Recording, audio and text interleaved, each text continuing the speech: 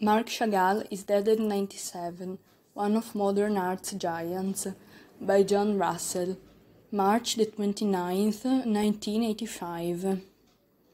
Marc Chagall, for 75 years a prominent member of the international art scene, the originator of images that had an almost universal potency and master of large-scale commissions that have left a permanent mark on the cities in which they were located, died yesterday at his home in Saint-Paul-de-Vence, France. He was 97 years old. During the second half of this century, Chagall had arrived at something close to ubiquity. The first thing that we see when we step onto the piazza at Lincoln Center are the huge murals that he made for the Metropolitan Opera in 1965, his Four Seasons mosaic for the First National Bank in Chicago, his mosaics and tapestries for the Knesset in Jerusalem, his ceiling painting for the Paris Opera, the museum of his biblical paintings that bear his name in Nice, his stained glass windows for the United Nations headquarters in New York, the cathedrals of Metz and of Reims in France, the Fraum Unster in Zurich and the Hadassah Hebrew University in Jerusalem. All these have been granted landmark status. If to them we add the paintings that can be found in almost every museum in the developed world, the private commissions, the graphic works that he produced by the hundreds, the stage designs and the book illustration that he never failed to produce on demand, it will be clear that, at the very least, Marc Chagall left his mark on the world. It should also be said that he had an enormous constituency, one that overran all boundaries of age, creed, social status, or place of origin. Though he was not without his detractors, Chagall's sense of fantasy, his habitually gorgeous and colors, and his gift for an immediately accessible poignancy won admirer wherever his work was shown. His unconventional world was a brightly colored melange of animals, flowers, people, embracing lovers, birds and fish playing musical instruments, nymphs, satyrs, winged female figures, Jewish and Christian symbols, vignettes of clustered roofs and violins with angels' wings. These objects rarely, if ever, bore their natural hues. Cows were likely to be blue, horses green, people red. This fantasy universe, sometimes poignantly sad but more often laughingly joyous, was childlike in its apparent simpleness, yet strangely sophisticated in its perceptiveness. It was, moreover, a world without gravity, in which objects appeared to float in desperate juxtaposition, while achieving a remarkable total harmony and rhythm. Chagall expressed his antique imaginings in oils, pastels, watercolors, gouaches, lithographs, etchings, murals, clay, glass, and stone. "I work in whatever medium likes me at the moment," he once said. Marc Chagall was born Miosha Chagall on July 7, 1887, in Vitebsk, Russia. Like many another city within the Russian Pale of Settlement, Vitebsk had a large and self-contained Jewish population. Alike in religious, social, and cultural terms, they were a people set apart. Religious festivals, fasts, and dietary rules were strictly observed. In their dress, likewise, Jewish within the Pale were unmistakable, nor were they allowed to travel without a permit. It was from this milieu, at once isolated and intensely alive, that Marc Chagall drew not only his awareness of the injustice and inequalities of human life, but a vast repertory of symbol and allusion, ritual and bright humor, aspiration and irrepressible feeling. By the time he got to St. Petersburg as an art student by 1906, he had the subject matter of a lifetime at his fingers' ends, and he was to be sustained by it throughout the next 8 decades. To get to St. Petersburg at all was difficult, in that no Jew from the Pale was allowed to settle there unless he was registered as a domestic servant. Luckily for Chagall, there was in St. Petersburg a moneyed Jewish community that did a great deal for the cultural life of the city. Not only did a member of this enlightened group pretend to the authorities that Chagall was in his service as a footman, but it was thanks to another Jewish patron, Max Wienever, that Chagall was able in 1911 to go to study in Paris. Meanwhile, Chagall enrolled in 1906 in the Imperial School for the Protection of New Art in St. Petersburg, which was run at that time by Nicholas Roerich, now best known for having designed sets and costumes for the first production of Stravinsky's Rite of Spring. Roerich was interested enough in the young Chagall to secure him exemption from military service and a small but indispensable scholarship. Influenced by theatre. In 1908, Chagall moved to Zvansteva School, then co-directed by Leon Bakst, soon to be famous the world over for his design for Diaghilev's ballet Rassis, and by Mstislav Dobutsky, a stage designer and book illustrator of high quality. It was above all through Dobutsky that Chagall came to know the avant-garde Russian theatre of the day, in which poets and painters were welcome to play a part. In developing his abrupt, foreshortened, topsy-turvy form of narrative art, Chagall owed much to the example not only of the other painters, but of Meyerhold, Evrenov, and all the other progressive theatre directors. Himself destined to do much of his best work for the stage, Chagall grew up with theatre all around him.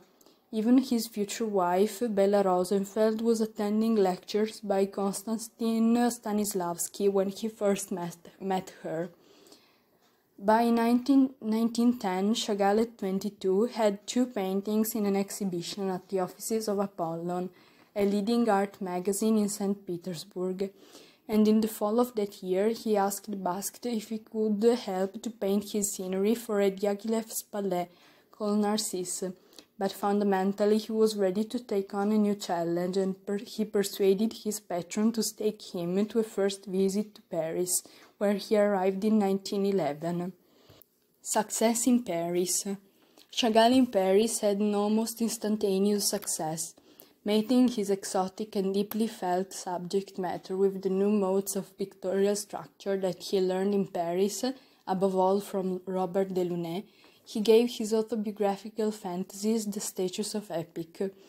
Paintings like I and the Village of 1911, now in the Museum of Modern Art in New York, had an imaginative power, a compositional virtuosity, a firm basis, in fact, that caused widespread enthusiasm even in an era of great painting. Before long, Chagall was taken up by Guillerme Apollinaire, the foremost French poet of the day, and through him he came to know Herwald Walden, dealer, editor, and artistic impresario, in Berlin, thereby in a short order adding another capital to his list of conquests. It was another French poet, Blaise Cendrars, who completed the cosmopolitan education of Marc Chagall and turned him into a full-fledged member of the international avant-garde. By the summer of 1914, no more than 7 years after his first arrival in St. Petersburg as an unknown student, Chagall had painted many of the pictures by which he is now best known, and had shown in Paris, Berlin, and Moscow, under the best auspices. His imperious imagination had cut through every pictorial convention, and he had proved that a poet in paint could endure bad times and deal with bad people and yet come through intact. In June 1914, he went back from Berlin to his native Vitebsk, where his fiancée Bella Rosenberg was waiting for him. Caught in Russia by the outbreak of World War I, he had no choice but to stay indefinitely. He and Bella were married in 1915, thereby setting the seal on what was already a love affair of legendary stature. Their daughter Ida was born in 1916. The painter welcomed the Bolshevik Revolution in 1917, not only because it made him, as a Jew, a full citizen, but also because it recognized him as an artist. Indeed, he was made Commissar for Art in Vitebsk, where he busily went about trying to make the average man into a painter.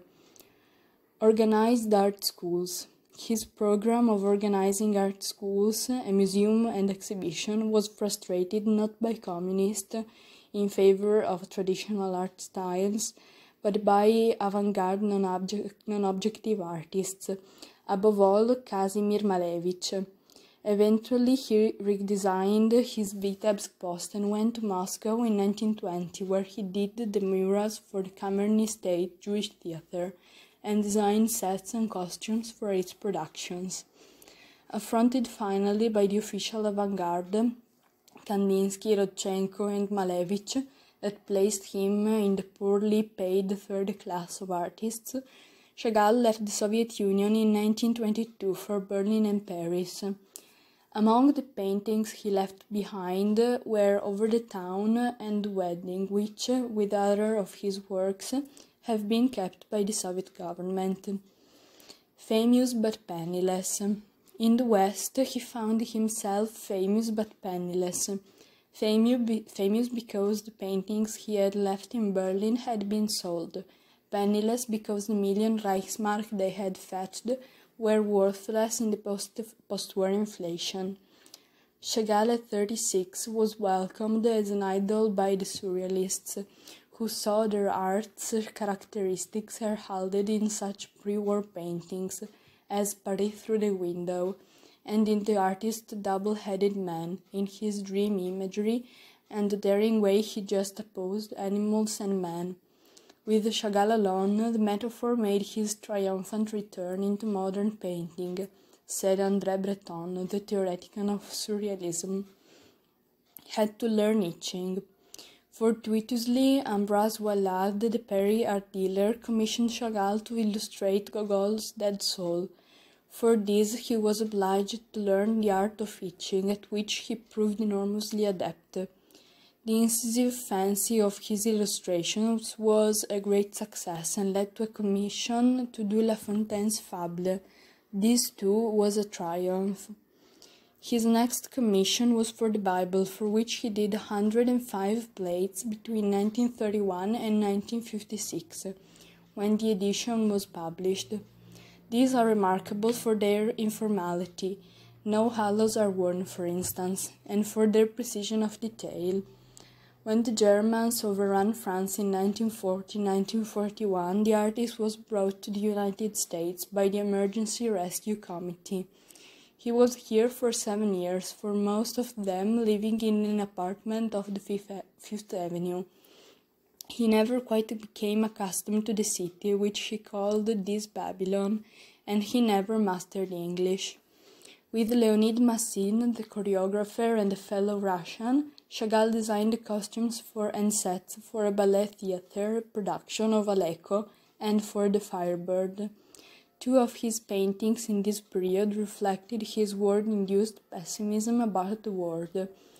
Yellow Crucible, painted in 1943, portrays in yellow and green a burning Vitebsk, a sinking ship and a ladder being raised to remove Jesus from the cross. The other, Falling Angel, depicts a world in violent disorder by showing a rabbi fleeing with the Torah and a bleeding angel. Wife died in 1944. In 1944, Chagall's personal life was shattered by the death of his wife, who was his mentor and his guide, and for 9 months he refused to paint. All dressed in white or all in black, she has long floated across my canvases, guiding my art.